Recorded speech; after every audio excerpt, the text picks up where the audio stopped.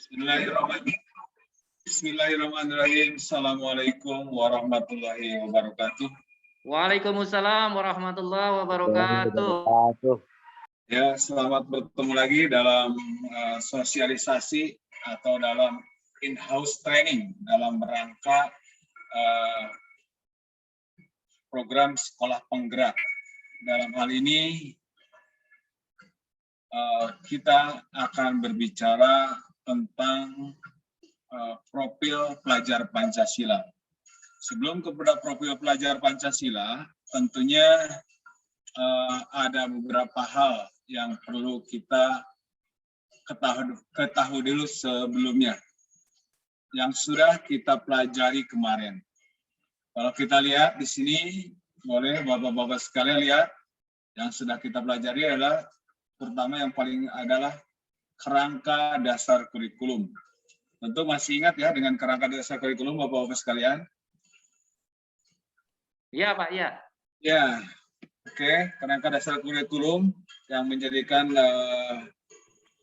kenapa kurikulum itu bisa berubah sesuai dengan situasi dan kondisi sekarang ini, termasuk kurikulum SMK PK yang akan kita pelajari. Bapak Ibu sekalian, berbicara profil pelajar Pancasila, tentu kita akan berbicara dulu tentang profil siswa yang ada di kita. Nah, saya berikan beberapa pertanyaan dulu nih. Kira-kira profil pelajar yang ada di sekolah yang kita harapkan seperti apa? Paling tidak mungkin acuannya adalah lulusan yang diharapkan seperti apa. Nah, ini mungkin ada sedikit gambaran yang Bapak Ibu bisa berikan terkait dengan profil pelajar yang kita inginkan. Nah, silakan Bapak-Bapak, apakah pelajar seperti apakah yang kita harapkan berada di sekolah? Ya, ini sebagai pemantik begitu. Barangkali mengingatkan kembali ini, Bapak. Ya, mohon izin Pak. Kalau di SMK Islami kita menguatkan beriman, bertakwa kepada Tuhan Yang Maha Esa, kemudian ada mandirian, ya. Kemudian memang kita harus memperkuat soft skill-nya, Pak. 4C ya, critical thinking, kolaborasi, communication, and so on. Mungkin demikian Pak dari SMK Islamik. Ya, terima kasih Pak Ajis. Ini luar biasa sekali. Yang lainnya, Bapak-Bapak, pastikan ada masukan berkait dengan profil. Ya, silakan Pak Darsu. Baik Pak, apa yang diharapkan dari kurikulum yang baru dengan menerapkan profil pelajar Pancasila di dalam segala aspek pembelajaran, ini tentunya ada yang diharapkan dari peserta didik kita. Terutama ini adalah di dalam membentuk karakter ya, karakter yang di mana saat ini di tengah globalisasi ya, di mana sekat-sekat budaya, sekat-sekat komunikasi ini sangat saling bersentuhan begitu ya. Nah ini tentunya peserta didik kita ini harus memiliki karakter ya, yang menunjukkan karakter jati diri daripada orang Indonesia, karena kita berada di negara Indonesia. Tentunya berbicara tentang karakter masyarakat Indonesia tentu tidak lepas dari namanya profil pelajar Pancasila. Harapannya adalah anak-anak ini nanti bisa memiliki perilaku seperti halnya nilai-nilai di dalam Pancasila ya. Itu mungkin seperti itu. Terima kasih. Ya, ini terima kasih, ini luar biasa sekali. Pada intinya sih tadi pada Darsu maupun Pak Ajis ini kan saling keterkaitan ya. Intinya bahwa Pak Ajis juga berbicara tentang ketaatan kepada Yang Maha Esa, kemudian sikap kritis dan sebagainya, itu adalah pembentukan kepribadian. Nah, ini mungkin terkait dengan memang profil atau pelajar seperti apakah yang kita ingin hasilkan dari kegiatan pembelajaran yang ada di sekolah ini. Nah, ini tentu nanti akan berkaitan juga dengan struktur atau kerangka kurikulum yang akan dibahas ke depannya. Jadi nanti akan terjadi kolaborasi tentunya penerapan profil pelajar Pancasila pada kurikulum di struktur kurikulum. Nah, hal lainnya mungkin berkaitan dengan profil. Sebenarnya sebelum ke profil pelajar Pancasila kan berbicara tadi yang seperti Pak Haji sampaikan, berbicara dengan keinginan kita ya, bahwa profil seperti apakah peserta didik kita itu yang kita inginkan. Ya, yang pasti beriman dan bertakwa, tentu saja sebagai beriman dan bertakwa pengennya seperti itu. Nah, apakah nanti profil pelajar Pancasila juga seperti itu atau seperti apa? Sebelum tadi sudah ada acuan atau ada pemikiran berkaitan dengan profil profil pelajar di sekolah. Nah, sekarang kita berkaitan dengan profil pelajar Pancasila. Nah, kita akan bahas nih. Sebetulnya kalau dari profil pelajar Pancasila ini 3 kata ya yang memang berkaitan satu dengan yang lainnya. Di sana yang pasti adalah ada Pancasilanya. Ya, profil adalah bentuk atau karakter siswa seperti apa yang kita inginkan dari proses yang akan kita lakukan di sekolah. Tentunya di sini ternyata mengacu kepada sila-sila yang ada di Pancasila. Di samping itu dikembangkan dengan tadi disampaikan oleh Pak Darsum berkaitan dengan budaya dan karakteristik yang ada di sekitar kita. Sekarang kita lihat profil pelajar Pancasila itu seperti apa ya. Mungkin ada gambaran dulu kalau tadi berkaitan dengan profil peserta didik. Sekarang profil pelajar Pancasila. Setidaknya mungkin kita ada gambaran berkaitan dengan sila-sila Pancasila. Mungkin di sana bisa kita gambarkan, adakah gambaran dari sila-sila Pancasila yang kita harapkan jadi profil untuk pelajar Pancasila.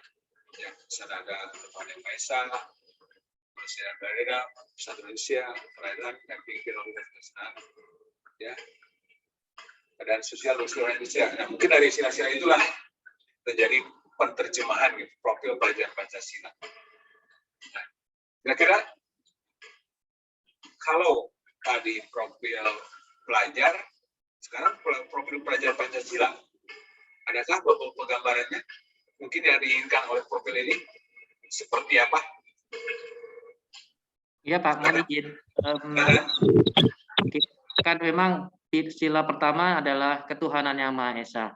Jadi memang kalau dalam bahasa Inggris kan believe in God.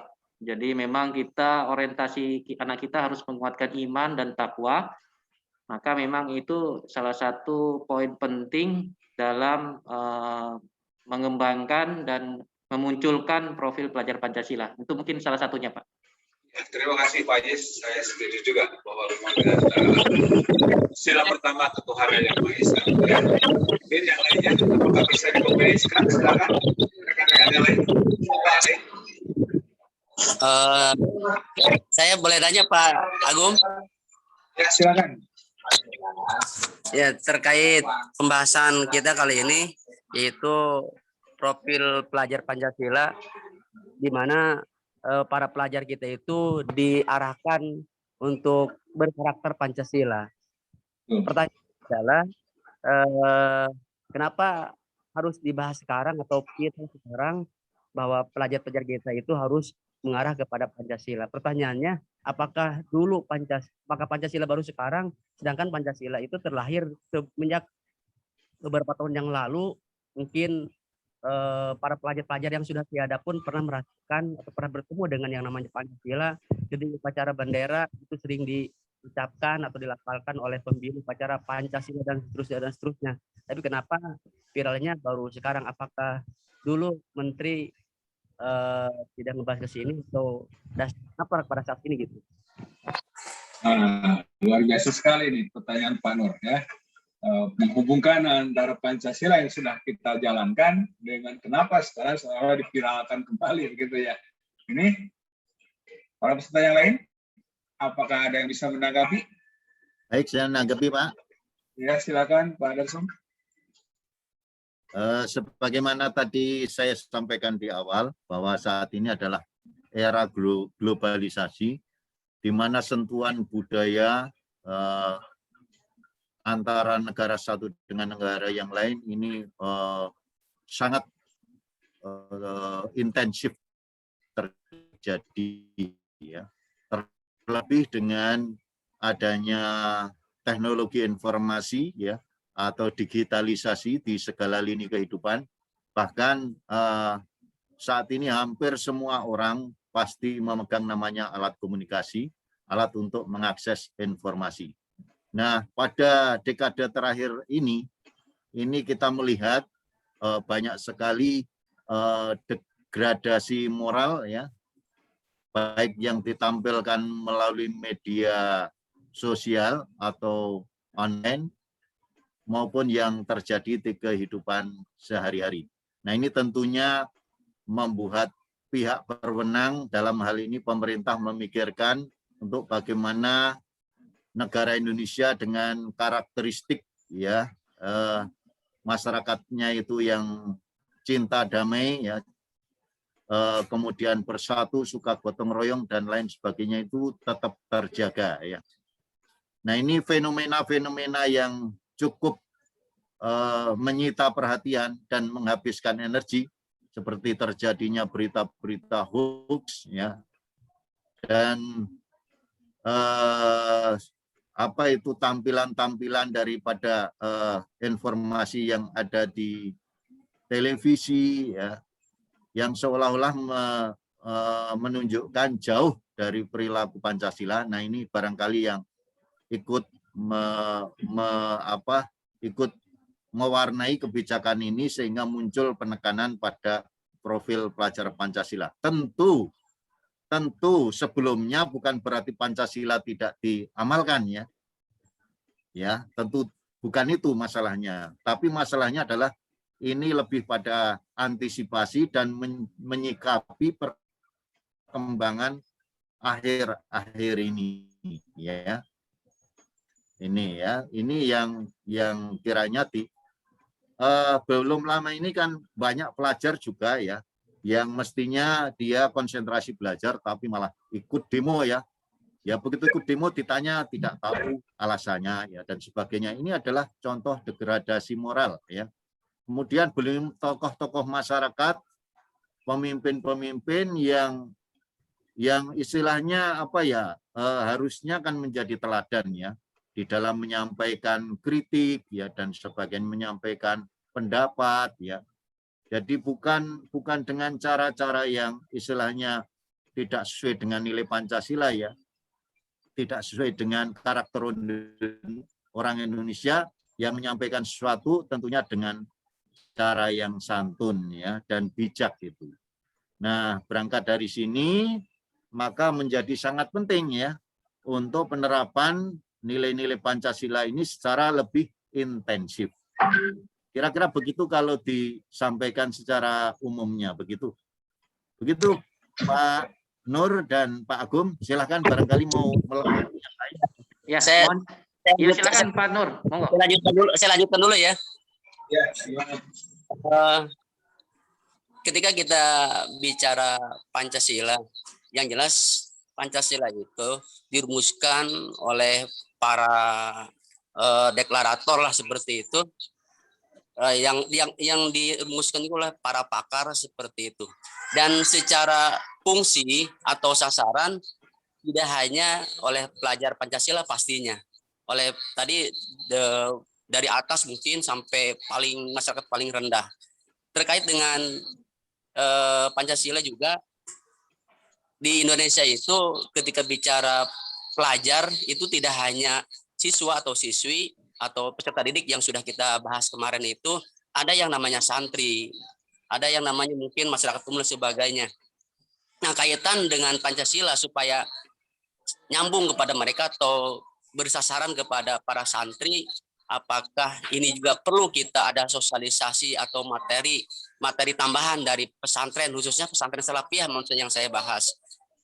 Ya, dan juga saya berharap sih ketika bicara Pancasila, kalau Pancasila itu sudah dipatenkan bahwa itu adalah rumusan yang sangat bagus sekali dari sila pertama sampai sila terakhir, bahkan tadi Islamic Village itu menambahkan dengan ketakwaan dan keimanan seperti itu, berarti saya berharap Pancasila itu tidak musiman begitu. Ketika memang awal dirumuskan sampai seterusnya, kemarin redup dan sekarang rame lagi, viral lagi. Saya berharap kalau memang Pancasila itu adalah apalagi ada hari sakti ya, hari Pancasila seperti itu, kalau memang sudah sakti ya sakti seterusnya begitu, tidak musiman.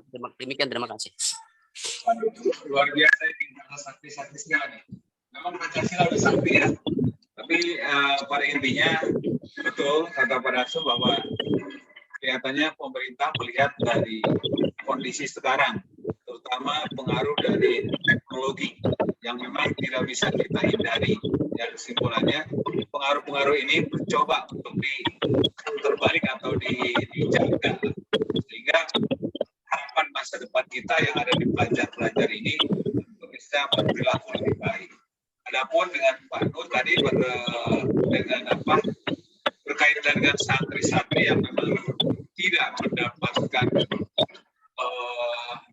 pelajaran secara formal berkaitan dengan Pancasila, menurut saya tidak ada salahnya juga ada sosialisasi berkaitan dengan Pancasila.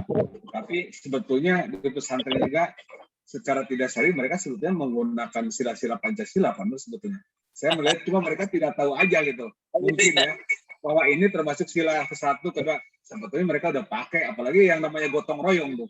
Di pesantren itu paling hebat lah gitu. Paling luar biasa gitu.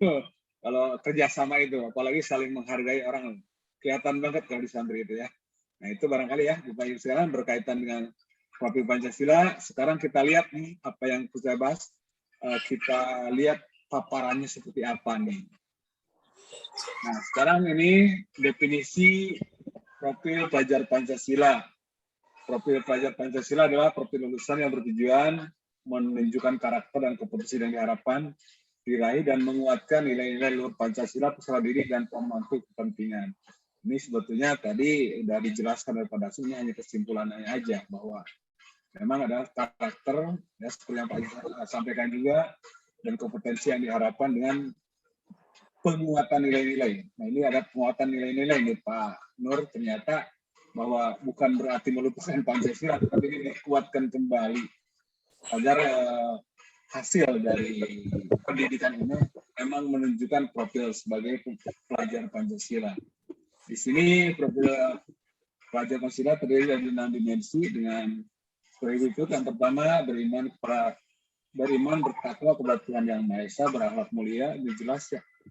Namanya berkebinekaan global, kemudian bergotong royong, kreatif, bernalar kritis, dan juga mandiri. Nah, sekarang kita lihat penjelasannya. Ya. Beriman, bertakwa kepada Tuhan Yang Maha Esa, dan berakhlak mulia. Pelajar Indonesia yang menghayati kebenaran Tuhan dan selalu berupaya mentaati perintah serta menjauhi larangan sering ajaran agama dan kepercayaan dianutnya.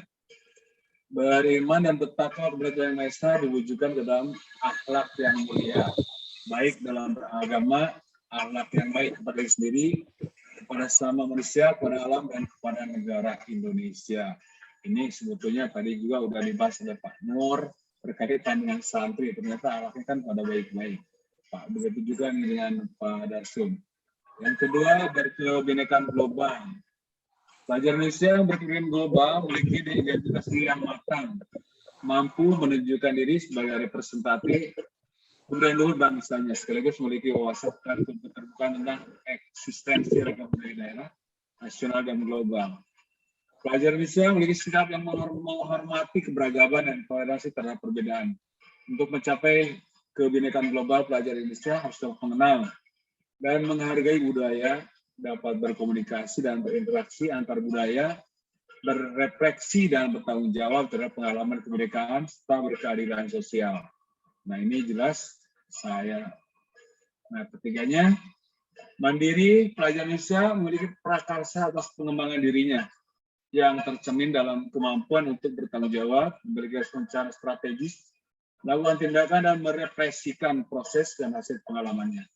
Untuk itu, pelajar Indonesia perlu memiliki kesadaran akan diri dan situasi yang dihadapi, serta memiliki regulasi diri atau peraturan yang membatasi dirinya.